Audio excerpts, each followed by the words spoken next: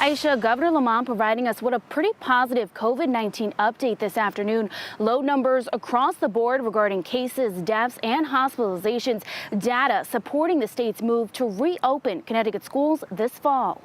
Connecticut's COVID situation, one of the best in the U.S., according to Governor Ned Lamont, announcing the state is top 10 in the country when it comes to testing per capita, and positive test results are about 1%. I know there's been some hot rhetoric coming out of the White House, and if you don't open, we're going to hold back your funding, and don't be a wimp. We're not listening to that. The state issuing a 50-page report full of specific COVID-19 regulations school districts are to follow when reopening, similar to CDC guidelines, including desks 6 feet apart, staggered arrival and dismissal times, and empty rows between students. Instruction will primarily be in person, but state guidelines allow for parents to choose not to send their children to class based on the individual, and face masks must be worn inside the classroom and on the bus. I'm hearing a lot of concerns from families saying, you know, my children shouldn't be wearing a mask.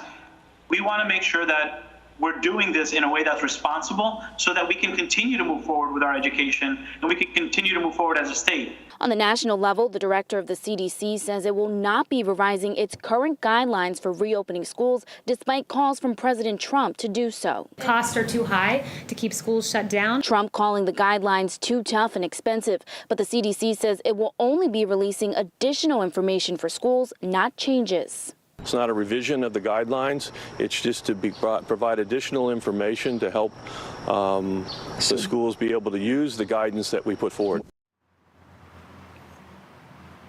And here in Connecticut, the Department of Education says it will be providing a statewide survey to find out just how many parents plan on sending their children back to school this fall.